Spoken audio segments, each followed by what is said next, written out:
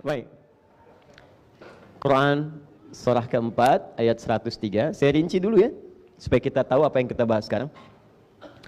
Amalan pasca salat disebut langsung oleh Allah, namanya zikir. Fa'idha qadaytumus salah, maka jika anda telah tuntas mengerjakan salat, fadhkurullaha, maka bergegaslah untuk zikir kepada Allah subhanahu wa ta'ala. Jadi, alhamdulillah, amalan pasca salat, kalau kita ingin mengerjakan amalan setelah salat, salam kemudian, Assalamualaikum warahmatullah, Assalamualaikum warahmatullah, selesai salatnya. Ingat, saat anda salam, itu selesai salatnya. Karena salat itu dibuka dengan takbir, diakhiri dengan salam. Masuklah pada bagian amal yang kedua. Ini yang disebut amalan pasca salat. Anda tidak mengerjakan ini pun, salatnya sudah sah. Benar salatnya. Hanya anda nanti kehilangan beberapa potensi-potensi amalan yang dengan itu menambah pahala-pahala dan manfaat-manfaat yang lain. Jelas sampai sini? Baik. Apa amalan tadi? Zikir. Apa itu zikir? Zikir itu secara singkat, segala amal atau aktivitas yang mampu mendekatkan kita, dekat dan mengingatkan kita dengan Allah Subhanahu wa taala. Jadi kalau amal ini dikerjakan, keadaan kita menjadi lebih dekat dengan Allah Subhanahu wa taala. Kalau amal ini dilakukan, kita lebih ingat dengan Allah Subhanahu wa taala. Jadi kalau ada yang zikir, keadaannya tidak lebih dekat dengan Allah, pasti ada yang salah zikirnya.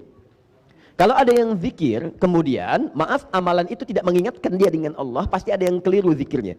Karena zikir itu ketika disyariatkan oleh Allah, tujuan utamanya membuat orang ingat dengan Allah.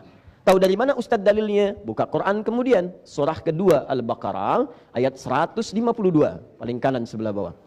Fadhkuruni, maka berzikirlah kalian kepada saya, ingat kepada saya. Azkurukum, maka aku pun akan ingat kepada kalian. Jadi kalau orang-orang ingat dengan Allah, maka Allah pun akan mengingatnya. Ini buktinya mustahil Allah ingat kepada kita kalau kita tidak ingat dengan Allah. Ada kedekatan diri kita dengan Allah Subhanahu wa taala. Paham? Baik. Jadi ini poinnya. Awas, saya ingin evaluasi setiap amalan kita pasca salat ketika kita berzikir kepada Allah, nanti kita lihat sejauh mana itu bisa mendekatkan diri kita dengan Allah Subhanahu wa taala. Apa amalan-amalan itu diantaranya? Satu, bacaan istighfar, sudah kita bahas. Ya, ditambah dengan doa Allahumma antas salam, ini plus di hadisnya, kan? Ya Allahumma antas salam wa minkas salam tabarakta ya dzal jalali wal ikram, sudah saya bahas. Coba praktekkan lagi ya, sedikit kita evaluasi. Istighfar itu artinya minta ampun. Astagfirullah, ya Allah ampuni saya. Jadi orang yang benar istighfarnya, saat dia istighfar bukan cuma di lisan, astagfirullah, astagfirullah, astagfirullah. Tapi bagaimana istighfar itu mengingatkan dia dengan Allah. Bagaimana caranya? Istighfar artinya minta ampun. Orang minta ampun sadar akan dosa. Karena itu ketika anda istighfar sambil merasakan dosa apa yang anda perbuat sampai anda beristighfar pada saat itu. Punya dosa apa? Pada orang tua, pada pasangan hidup, pada anak, pada tetangga, pada macam-macam istighfar. Jadi begitu selesai istighfar, keadaan anda dekat dengan Allah. Makanya orang yang rajin istighfar, salah satu anugerah yang Allah berikan kepadanya adalah ampunan dari dosa-dosa. Selain mendapatkan cinta Allah Subhanahu wa taala. Dalilnya telah saya terangkan. Dan kalau sudah dicintai, apapun yang dia inginkan akan diberikan oleh Allah sepanjang itu menjadi kebutuhan dunia akhiratnya. Dalilnya sudah saya sampaikan. Kemudian setelah ini, ada istighfar, Allahumma antas salam, sudah selesai. Ada bacaan, kemudian zikir la ilaha illallah, wahdahu la syarikalah, lahul mulku wal hamdu wa huwa ala kulli syai'in qadir. Ya, ini sudah kita bahas. Awas, hati-hati. Setelah itu, ada bacaan apa? Baik, bacaan ayat-ayat Quran pilihan. Ada ayat kursi, ya, ada al-ikhlas, ada al-falaq, ada an-nas. Kemudian ada bacaan ayat Al-Quran. Sebelumnya kemudian kita telah bahas juga ada 3 bacaan utama yang subhanallah, alhamdulillah, kemudian Allahu Akbar. 3 bacaan utama. Saya sudah terangkan. Ini untuk mengurutkan saja. Subhanallah, alhamdulillah, kemudian Allahu Akbar. Fokus ini ya Pak ya, Bu ya. Saya tidak mengajarkan untuk sekedar bacaan yang Anda bacakan. Kalau cuma demikian, Anda cukup lihat YouTube atau buka buku, Anda temukan. Yang saya ajarkan bagaimana cara bacanya. Apa itu subhanallah, apa itu alhamdulillah, apa itu Allahu Akbar, bagaimana cara mengamalkannya. Jadi begitu Anda lakukan, keadaan Anda setelah baca ini lebih dekat dengan Allah, itu ukurannya. Bukan cuma di lisan. Masih ingat keterangan saya tempo lalu? Orang yang baca subhanallah, subhanallah itu artinya menepikan segala hal yang tidak terkait dengan sifat dan keagungan Allah Subhanahu wa taala. Jadi kalau sudah subhanallah, Allah tidak akan disekutukan dengan apa-apa lagi. Sedang nonton, Allahu Akbar, TV ditinggalkan. Ada pekerjaan, Allahu Akbar, pekerjaan bisa ditunda, bukan yang sifatnya mendesak. Maka Anda tunda dulu, tunaikan sholat. Itu yang disebut dengan subhanallah. Ya, maaf, alhamdulillah, semua yang kita kerjakan bermanfaat. Pakaian bermanfaat, ya, kendaraan bermanfaat, rizki bermanfaat, tidak korupsi, tidak mencuri. Jadi kalau tiap hari Anda ucapkan alhamdulillah, alhamdulillah, tapi korupsi juga, mencuri juga, menipu juga, berselisih juga, pasti ada yang salah di situ. Pasti ada yang salah. Apalagi maaf ya, maaf sudah menipu, mencuri. Ya begitu kemudian ditanya, ayo bawa tasbih, subhanallah, subhanallah, pakai peci, mulai pakai kerudung gitu kan. Nah, pasti ada yang salah. Nah, kalau ini sudah selesai, termasuk nanti bacaan ayat kursi. Nah, apa ciri keberhasilan orang yang zikir dengan bacaan-bacaan ini dengan termasuk ayat kursi, maka kemudian dia akan dijaga oleh Allah dari pengaruh-pengaruh setan. Pertemuan lalu saya terangkan, ada setan masjid, setan rumah, setan macam-macam. Jadi kalau Anda benar zikirnya, Anda sudah punya benteng dengan setan. Makanya Allah turunkan surat benteng, surat perisai, surah ke-15 Al-Hijr. Inti surah Al-Hijr itu kan ada intinya di ayat ke-40. Ya, ketika iblis mengatakan kepada Allah, "Ya Allah, aku akan goda semua hamba-hambamu, aku akan palingkan darimu." Bahkan nanti di Al-A'raf itu aku akan goda dari depan, dari belakang, kanan, kiri. Cuma ada satu golongan yang sulit aku goda. Ya, bukan nggak digoda, dia mau goda, cuma nggak bisa. Seakan-akan ada perisai di sekitarannya. Siapa orang ini? Illa ibadaka minhumul mukhlasin. Yaitu orang-orang yang punya sifat mukhlas. Orang mukhlas berjuang untuk mukhlas. Perjuangannya disebut dengan mukhlis. Sifatnya disebut dengan ikhlas. Maka turun surah Al-Ikhlas. Qul huwallahu ahad. Menepikan dari iblis. Qul a'udzu birabbil falaq. Qul a'udzu birabbin nas. Puncaknya kemudian ayat kursi. Jadi kalau orang mengamalkan ayat-ayat ini dengan perilaku yang disebutkan dalam ayatnya, kerjakan ini, jauhi ini, maka Allah akan bentengi dia dari setan. Begitu setan akan menggoda, nggak tembus. Bukan nggak digoda, karena setiap orang hidup nggak akan lepas dari godaan setan. Cuman dia paham, begitu mau sholat muncul godaan, tunda dulu sebentar, toh belum qomat, tunda, maaf ya, saya mau sholat. Itu nggak ngaruh tuh. Jadi seakan-akan nggak ada pengaruh ke jiwanya itu. Jalan aja lewat. Malam tahajud dia nggak peduli. Mau Juventus lawan Inter Milan, mau skornya 1-0, terserah. Saya nggak peduli, saya mau sholat, gitu. Jadi jalan aja, nyantai, lewat dan seterusnya. Nah itu kalau Anda sudah seperti itu, maka ada penjagaan Allah yang diberikan kepada Anda. Itu dijaga sampai dengan kembali pada Allah Subhanahu wa taala. Nah, sekarang amalan selanjutnya ini yang belum kita ambil. Jadi ini sudah. Maksud saya, sampai hari ini kita membahas amalan-amalan itu 4 sampai 5 amalan apa yang sudah memberikan pengaruh pada jiwa kita sebagai indikator keberhasilan pelajaran kita pada pertemuan yang lalu. Apakah sekarang sudah semakin dekat dengan Allah, semakin mensyukuri harta yang Allah titipkan kepada kita? Apakah sampai hari ini sudah bisa melawan godaan-godaan setan untuk mengarahkan pada keburukan? Kalau itu sudah kita dapatkan sampai hari ini, minimal perjuangan kita ada, ini menunjukkan ada pengaruh-pengaruh dari apa yang kita pelajari untuk membuat diri kita lebih baik. Tapi kalau sampai hari ini misalnya tidak ada perubahan, berarti ada 2 kemungkinan. Kemungkinan pertama, saya tidak baik dalam mengajar. Kemungkinan yang kedua, Anda tidak sungguh-sungguh untuk merubah diri lebih baik. Karena itu bertakwalah kepada Allah Subhanahu wa taala, karena kita tidak tahu kapan kita akan wafat. Kalau Anda masih datang ke sini, artinya Allah masih memberi kesempatan kita untuk jadi lebih baik sebelum wafat. Ya, dan tidak cukup dengan amin, berubah. Perubahan tidak terjadi dengan amin. Ayo. Amalan selanjutnya yang kita bahas sekarang, kita masuk kepada bab doa. Doa pasca salat. Ya. Nanti setelah doa, kita masuk kemudian ke bab salat lagi. Ada salat pasca salat. Dan bagian terakhirnya nanti kita masuk kepada bab musafahah atau bab bersalaman. Nih yang belum kita ambil. Ini sekarang kita masuk bab doa. Apakah boleh pasca sholat kita berdoa? Nah, kalau boleh, apa dalilnya? Kalau kemudian kita berdoa pasca sholat itu, maka doa apa yang biasa dibaca oleh Nabi SAW? Kemudian selanjutnya, apa makna dari doa Nabi itu? Dan yang terakhir pembahasan yang terkait dengannya, apakah doa itu dibacakan dengan keras ataukah silent? Dibacakan dengan berjamaah ataukah sendirian? Nah, itu yang coba kita uraikan. Jelas, Bu? Belum saya terangkan. Baik. Yuk kita mulai. Kita ambil kemudian dalam dalil Al-Qur'annya, Quran surah ke-7 ayat 205. Di ayat ini doa disebut dengan zikir. Ingat, karena amalan pasca salat amalannya apa? Zikir. Di antara makna zikir, doa. Dari mana diketahui di antara makna zikir itu doa? Buka Quran surah ke-7 ayat ke-205. Wadhkur rabbaka fi nafsika tadarruan wa khifatan wa dunal jahri minal qaul.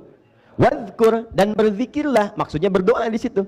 Silahkan kamu berdoa dengan penuh kelembutan, dengan penuh harap, dengan penuh kekhusyuan kepada Allah Subhanahu wa taala. Mohon, minta.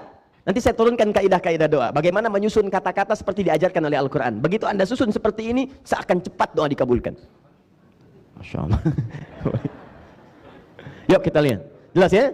Nah, sekarang hadisnya, ambil hadis riwayat Ibnu Majah.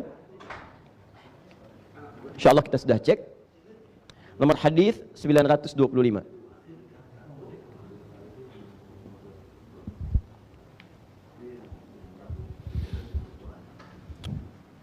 Baik. Sudah? Baik. Amalan pasca salat, setelah Anda ucapkan astagfirullah, astagfirullah, astagfirullah, kemudian Allahumma antas salam, la ilaha illallah wa la syarikalah, kemudian turun ke bawah bacaan ayat-ayat Quran, sebelumnya subhanallah, alhamdulillah, Allahu akbar. Setelah selesai, maka di antara yang diajarkan oleh Nabi sallallahu alaihi wasallam itu Anda bisa kemudian berdoa kepada Allah Subhanahu wa taala, diberikan kelapangan yang sangat luas. Silakan. Nah, di antara doa yang sering dibacakan oleh Nabi, bunyinya sangat singkat tapi isinya padat. Dan kalimatnya, Allahumma inna nas'aluka. Kalau untuk banyak orang, kalau untuk sendirian, inni as'aluka. Ya Allah, sungguh kami memohon kepadamu, meminta kepadamu, ilman nafi'a, satu, ilmu yang bermanfaat. Dua, rizqan tayyiba, rizki yang berkah dan baik. Tiga, wa amalan mutaqabbala, dan amal yang diterima olehmu. Tiga hal. Satu, ini sudah paham yang ini? Baik, saya hapus boleh? Baik, masih ingat insya Allah? Masih ya? Amalan pasca sholat apa? Zikir, baik, alhamdulillah. Yang nomor 4 apa? Oh, Masya Allah. Allahumma, saya tulis dulu. Saya pakai bentuk jama ya. Inna, kami, nas'aluka. Nanti saya bacakan. Satu, ilman nafi'ah.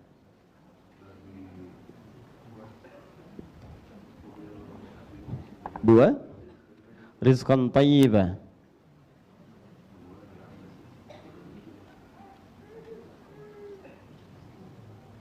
Tiga, amalan mutaqabbalah. Ini singkat tapi padat sekali isinya.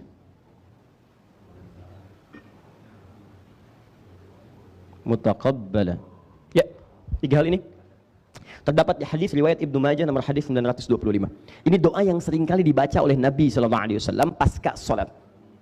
Nah, perhatikan baik-baik ibu dan bapak cara memahami ya. Cara memahami dari satu nas baik Al-Quran atau hadis yang kemudian nampak kepada kita. Dalam kaidah usul fikih nanti yang disusun oleh para ulama, usul fikih itu dasar-dasar menyimpulkan hukum. Kalau Al-Quran dan hadis disebut dalil hukum. Cara memahami hukum nanti ada kaidah hukum. Kaidah hukum disebut dengan kaidah fikih. Dasarnya disebut dengan usul fikih. Dalam usul fikih ada bab yang namanya al-am wal khas, umum dan khusus. Jadi kalau ada satu dalil disebutkan, apakah dalil ini petunjuknya khusus atau sifatnya umum? Jadi kalau dalam bab doa, misalnya cara memahaminya seperti ini. Apakah kalau Nabi berdoa seperti ini pasca sholat, apakah doa ini saja yang khusus dibaca pasca sholat, yang lainnya tidak boleh? Ataukah ini cuma petunjuk saja? Berdoa, boleh berdoa pasca sholat. Kalau kalian kebingungan ingin berdoa apa, inilah di antara doa yang bisa dibacakan. Di ini dalam kaidah fikih disebut dengan awas, tariqatu istinbatil ahkam, cara menyimpulkan hukum dari dalil yang ditampilkan kemudian dari nas-nas syariat. Nah, bagaimana cara menyimpulkan ini? Karena sementara orang seringkali ada yang keliru memahami. Pokoknya kalau kata Nabi ini aja, yang lainnya salah. Kalau kata Nabi doa yang ini yang dibaca, yang lain tidak tepat. Tidak begitu Ferguson. Ya. Cara menyimpulkannya tidak begitu. Kenapa? Ya kalau Ferguson yang tanya, kan kita jawab.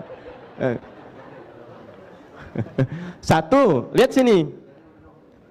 Jika itu tidak dikhususkan kemudian diikat oleh qarinah-qarinah, keadaan-keadaan lain yang menunjukkan makna khusus, maka sifatnya itu adalah umum. Awas, umum dengan pemaknaan yang dimaksudkan bukan kalimatnya, tapi unsur doanya. Doa. Tuh. Contoh doanya ini kalau mau dibacakan. Kalaupun Anda punya keperluan lain yang sifatnya mendesak dan belum sempat dibacakan dalam sholat, sujud tidak terbacakan misalnya, tidak memohon dalam hati, dalam ruku pun tidak terbacakan, sebelum salam tidak terungkapkan dalam hatinya, maka pasca sholat boleh dilafadzkan. Karena dalam sholat itu kita hanya melafadzkan bacaan-bacaan yang langsung dicontohkan oleh Nabi. Duduk di antara dua sujud misalnya, Rabbil firli, warhamni, wajburni, dan seterusnya. Kita nggak bisa melafadzkan minta yang lain. Dalam sujud, subhanakallahumma bihamdika Allahumma gfirli, subhana rabbiyal a'la wa bihamdi. Itu. Tapi mengungkapkan yang lain apalagi pakai bahasa kita tidak bisa, kecuali dalam hati. Kalau Anda ingin mengambil momentum untuk memohon kepada Allah, doa yang khusus Anda butuhkan, sedang Anda alami, sedang akan anak ujian, akan ada yang masuk pesantren, ada di kantor persoalan, di rumah tangga masalah belum selesai, Anda mau minta, sedangkan Anda tidak menemukan kalimat-kalimatnya di dalam kalimat-kalimat yang ini, maka boleh kemudian Anda memohon kepada Allah bahkan dengan bahasa Anda. Silakan. Mau pakai bahasa Indonesia? Boleh. Mau pakai bahasa Sunda? Boleh. Bahasa Padang? Boleh. Jawa? Silahkan. Karena sholatnya sudah selesai. Yang ada sekarang kedekatan Anda dengan Allah dibangun dengan amalan-amalan zikir, di antaranya doa. Jelas? Dari mana isyarat doa boleh? Dengan adanya doa Nabi SAW. Tapi cara memahami doa ini adalah prinsipnya. Ini gambaran umum kebolehan berdoa pasca sholat. Itu yang harus disimpulkan pertama kali. Jelas? Nanti kalau setelah itu, Ustadz, kalau Anda bertanya, ada nggak doa dari Nabi yang bisa saya bacakan pasca sholat? Ada, contohnya ini. Jelas ya? Jadi jangan disimpulkan bahwa pasca sholat itu yang dibaca cuma yang ini saja, yang lain tidak boleh. Itu kesimpulan yang tidak tepat. Paham? Ini cara menyimpulkan dalam hukum fikih. Nanti banyak bab semacam ini, banyak sekali. Ya, di antaranya kita pahami tentang bab zakat, itu sering saya contohkan. Nabi zakat pakai gandum, pakai kurma, contohnya kan jelas. Ya kan? Tapi kaidahnya menunjukkan itu hukum umum dalam berzakat. Contohnya pakai gandum dengan kurma, tapi hakikatnya yang ditunjuk makanan pokok. Jadi kalau makanan pokoknya bukan gandum dan kurma, maka boleh dia berzakat dengan makanan pokok yang dia gunakan. Bapak apa makanan pokoknya? Beras ya ibu, sama kayak ayam, kayak bebek, beras ya, alhamdulillah. Kalau saya nasi bu, ya, sumbernya dari beras, alhamdulillah. Paham ya? Jadi saya ingin simpulkan dulu yang pertama, boleh berdoa pasca sholat, setelah tadi melakukan amalan-amalan yang telah kita kerjakan, dan itu bagus. Saya sarankan, sebetulnya tidak ada aturan, misalnya harus astagfirullah dulu, harus misalnya subhanallah dulu. Kalau Anda pasca sholat setelah salam ingin berdoa pun, itu secara fikih diperkenankan. Tapi kalau saya anjurkan, ikuti urutan-urutannya, dan manfaat dari urutan itu membangun kedekatan kita dulu dengan Allah. Istighfar, minta ampun, sudah bersih hatinya, bangun kedekatan dengan Allah, subhanallah, alhamdulillah, Allahu Akbar. Begitu sudah merasa dekat, jadi berdoanya enak. Di saat Anda berdoa itu, seakan-akan sudah punya kedekatan dengan Allah subhanahu wa ta'ala. Pengabulan itu mudah. Ya dibandingkan dengan belum apa-apa, sudah berdoa. Makanya kenapa rahasianya dalam sholat, masih ingat pelajaran yang lalu? Ketika Anda ingin pindah gerakan satu kepada yang lainnya, maka para ulama mengatakan jangan langsung berdoa sebelum Anda tumakninah dalam posisinya. Awas, bahkan bahasa Nabi. Awas, wala tasjud, jangan sampai kemudian dia sujud. Ya, hatta yatma'inna fis sujudi, sampai kemudian dia merasa tenang dalam sujudnya, tumakninah.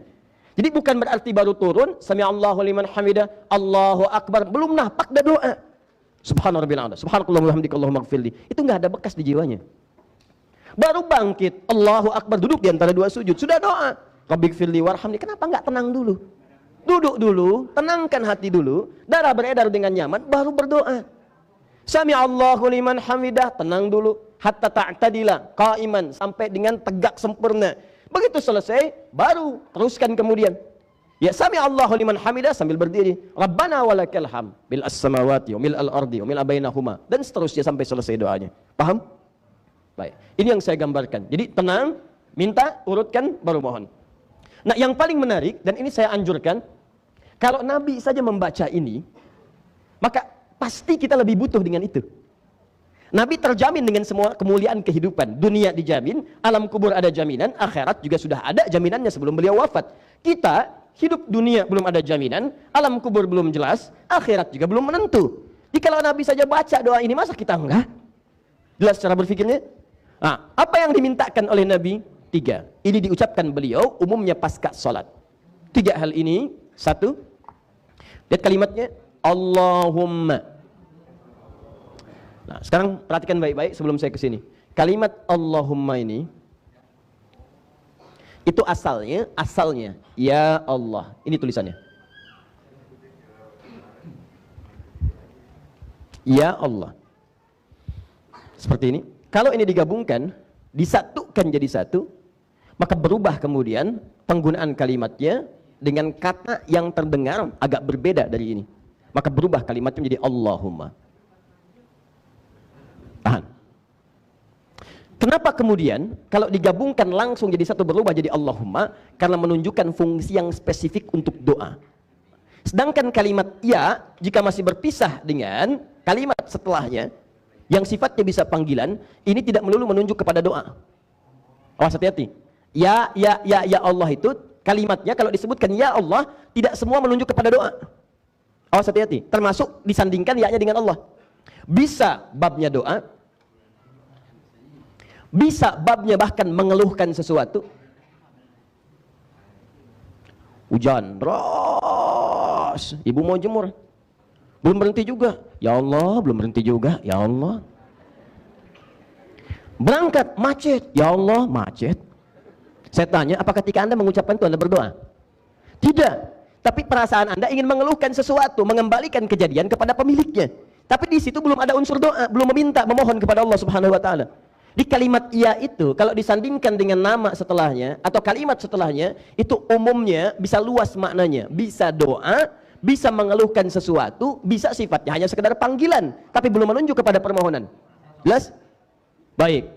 Tapi kalau Anda kemudian satukan kalimat ini menjadi satu kesatuan dan dirubah kalimatnya ke dalam bentuk Allahumma, maka tidak ada makna yang lain kecuali menunjuk pada permohonan doa. Ini rahasianya kenapa umumnya dalam bab-bab doa itu kalimatnya seringkali menggunakan Allahumma atau langsung kepada permohonan Rabbighfirli, Rabbana dan seterusnya. Kalimat ya Allahnya tidak disebutkan lagi. Jelas sampai sini? Nah, umumnya demikian. Kedua, tidak disebutkan kalimat Allahumma kecuali kalimat ini memberikan isyarat kepada adab dalam bermohon. Di antara adabnya, kalau Anda mengucapkan Allahumma, di lisan orang Arab kalimat Allahumma ini menunjuk makna kelembutan dan harapan yang dalam. Sesuatu yang lembut dan mengandung harapan yang dalam.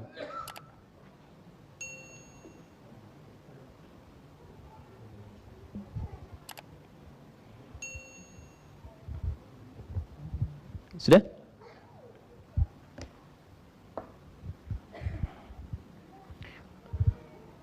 Baik. Lembut di sini tidak melulu menunjuk kepada rendahnya suara. Karena nanti dalam beberapa bab doa bahkan harus diungkapkan dengan keras. Dalam beberapa bagian bab doa. Yang dimaksud lembut di sini, ya, dan juga harapan yang dalam bisa menunjuk kepada, teman-teman, saya turunkan ke bawah ke sini. Satu ketundukan, kepasrahan yang kita rasakan memang hanya Allah yang bisa ngasih. Yang lain tidak. Jadi kalau Anda sudah katakan Allahumma, itu puncak harapan itu teguhkan hanya kepada Allah saja. Tepikan yang lain. Seakan-akan yang lain tuh, ya Allah, nggak ada yang saya harapkan sekarang kecuali darimu saja. Saya bersandar kepadamu sepenuhnya. Sifat bersandar sepenuhnya, tidak ada yang lain. Itu dalam bahasa Arab disebut dengan somad namanya. As-somad. Allah menyebut dirinya dengan as-somad. Qul huwallahu Allahus samad. Jadi ketika Anda mengatakan Allahumma yang disebutkan Allahnya, kemudian di ujungnya ada humma sebagai gambaran dari ya tadi yang disatukan, tapi sudah berubah sekarang maknanya. Ada sebuah kelembutan dan harapan yang dalam, seakan-akan Anda katakan bukan sekedar ya Allah. Ya Allah, sekarang hamba hanya bermohon kepadamu saja, bukan yang lain. Dan harapan hamba tertuju kepadamu saja ya Allah, bukan yang lain. Jadi kalau kepada yang maha diharapkan saja tidak mengabulkan, lantas kepada siapa lagi hamba mesti minta? Nah, cara seperti ini itu pernah dipraktekkan oleh Nabi Zakaria dan cepat sekali dikabulkan. Anda buka Quran surah ketiga Ali Imran, ayat ke-38, paling kanan sebelah atas. Perhatikan, dengan makna yang berbeda, ya, dengan ungkapan yang tidak sama, tapi substansi yang serupa. Perhatikan kalimatnya. Hunalika da'a Zakaria Rabbah.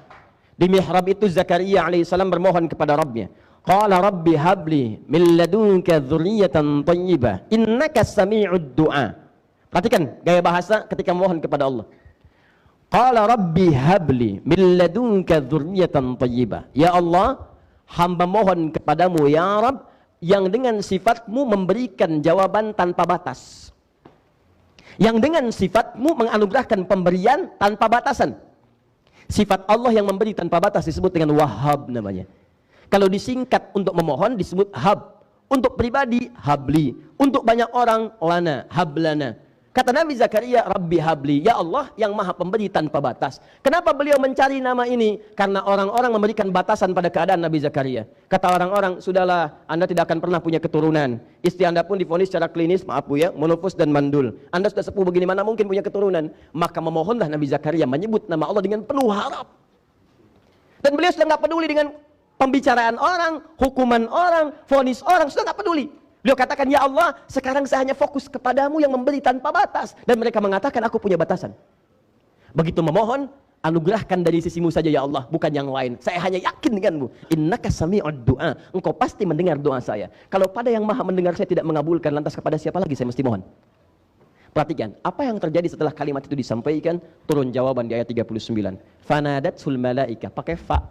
Saya sering sampaikan, fa itu huruf perangkai di antara dua peristiwa tanpa jeda. Harfu atfin rabitin baina syai'aini bila hudud. Peristiwa pertama berdoa, peristiwa kedua pengabulan doa. Antara pengabulan dengan berdoa nggak ada jeda.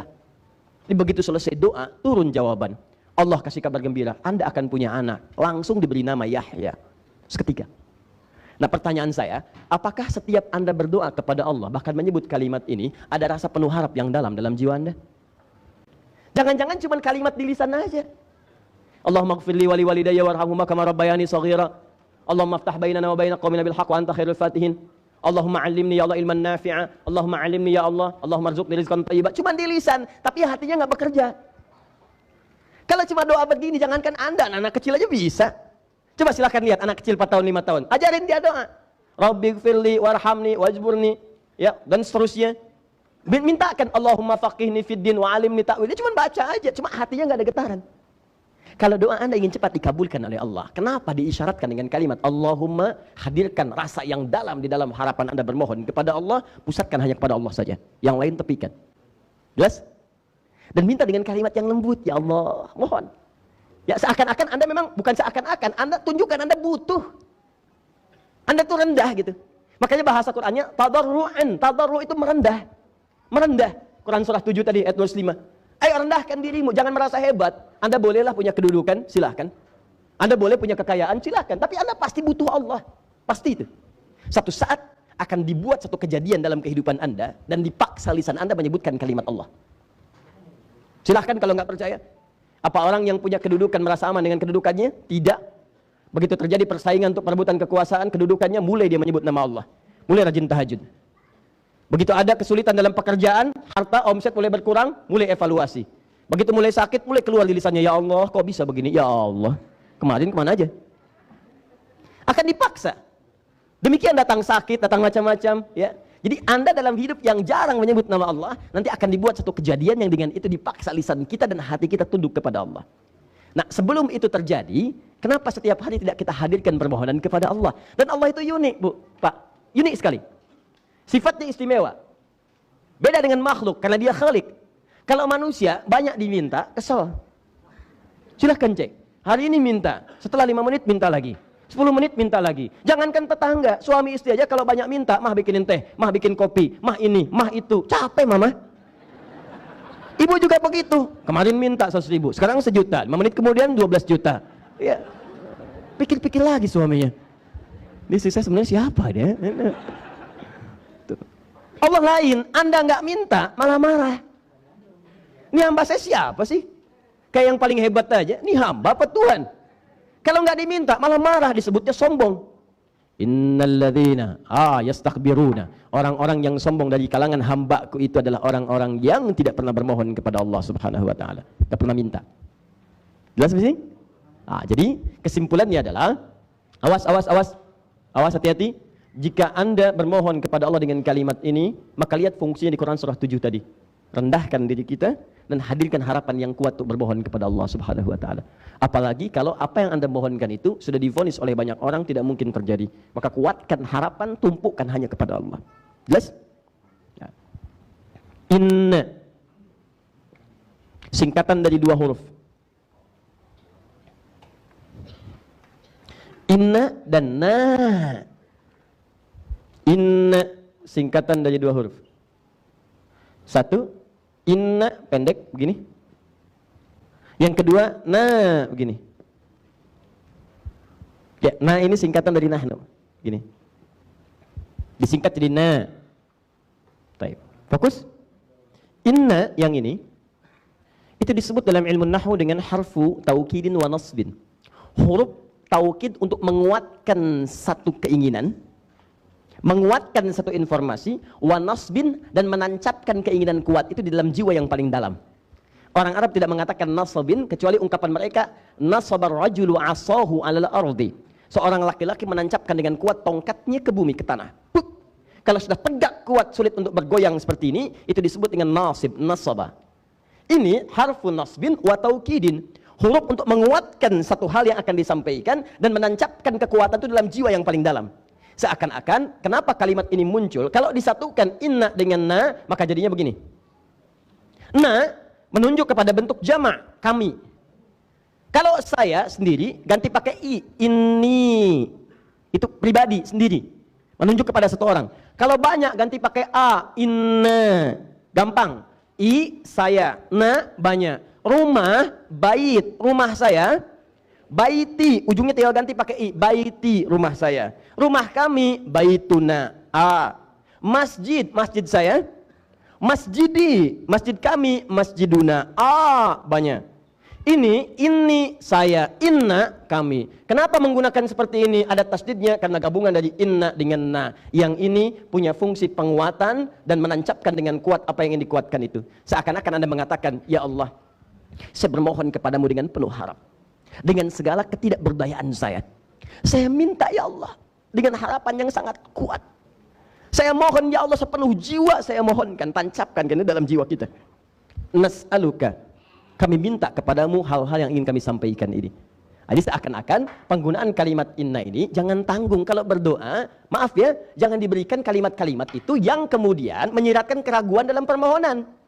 Jadi seakan-akan permohonannya nggak kuat. Ya Allah, mohon mudahkan aku untuk meminangnya ya Allah. Berikan kelancaran dalam lamaran. Itu pun kalau engkau berkehendak. Kalau tidak ya terserah engkau. Susah. Ya Allah, luluskan anakku dalam tes besok ya Allah. Hamba mohon supaya dia menjadi ahli Al-Quran. Itu pun kalau sesuai dengan kehendakmu. Kalau tidak ya terserah engkau ya Allah. Nggak bisa. Jadi kalau Anda sudah minta sesuatu, fokuskan pada permintaan itu, kuatkan. Jangan hadirkan kalimat-kalimat yang mengurangi keyakinan itu sehingga akan jadi ragu pada permintaan itu. Awas. Karena Allah tidak menyukai peragu. Hati-hati, tidak menyukai peragu. Bahkan kalau Anda menggunakan ayat Al-Quran, kaidah pertamanya yakin. Dzalikal kitabu la raiba fi. Jangan ada keraguan di dalamnya. Jelas sampai sini? Maka kalau minta, hindari kalimat-kalimat yang di dalamnya menghadirkan keraguan, sehingga mudah bagi Allah mengabulkan apa yang diinginkan. Nanti, kalau sekiranya permohonan itu tidak baik untuk urusan dunia akhirat Anda, maka Allah kemudian akan alihkan kepada hal yang lebih baik lagi. Karena sifat doa itu jawabannya 3. 1, dikabulkan seketika jika apa yang dimintakan itu dibutuhkan dan mampu Anda mengerjakannya saat itu. Anda minta, ya Allah, anugerahkan saya kendaraan ya Allah. Sepeda pun tidak apa-apa ya Allah. Saya mohon sepeda ya Allah untuk memudahkan saya ke masjid. Anda butuh benar, seketika bisa diberi kemudahan untuk dapatkan itu. Ada yang kedua, Allah tunda apa yang Anda mintakan sampai Anda sanggup kemudian menjalani dan mengerjakannya. Anak Anda usia 5 tahun minta kepada Anda dibelikan mobil. Maaf, mobil. Dan Anda punya kemampuan untuk membeli itu. Pertanyaan saya, dibelikan nggak? Tidak. Anda tunggu dia sampai dia sanggup untuk bisa mengendarainya. Dan punya kewenangan kemudian dilegalkan oleh hukum untuk bisa menggunakannya. Sementara Anda belikan mobil-mobilan dulu misalnya. Ya, boleh. Ada yang ketiga, maaf, diganti oleh Allah pada apa yang Anda butuhkan, bukan apa yang Anda inginkan. Karena Allah hanya mengabulkan apa yang Anda butuhkan, bukan apa yang Anda inginkan. Anak Anda sakit, kata dokter, jangan makan jeruk. Kalau apel boleh. Dia minta jeruk setelah itu. Mama jeruk, papa jeruk. Masya Allah. Karena kata dokter itu tidak bagus, Anda berikan apel. Begitu diberikan apel, anak Anda mengatakan, gak mau apel, pergi aja jeruk. Anda katakan, nah ini apel rasa jeruk. Coba misalnya, makan. Nah kadang demikian. Anda mintanya sepeda, kata Allah ini kurang bagus buat kamu. Yang bagus motor. Dialihkan kemudian pada yang demikian. Biasanya kalau seperti itu bahagia. Yang berbeda itu minta motor dikasih sepeda. Nah, itu kadang-kadang yang sulit menerimanya. Nanti di situ kaidahnya ada di Quran surah kedua ayat 216. Kembali ke sini. Paham sampai sini? Baik, jadi kalau dengan saya belajarnya pelan-pelan ya, supaya paham betul apa yang disampaikan. Allahumma, kalau bermohon penuh harap, kemudian merendah, jangan merasa punya, jangan merasa hebat. Kemudian yang kedua, inna, kuatkan keinginan, jangan selipkan keraguan pada apa yang diminta. Baru setelah itu, sebutkan keinginan apa yang ingin dimohonkan. Satu, kata Nabi, ilman nafi'. Sekarang kita bahas rahasianya. Apa rahasia yang pertama ini?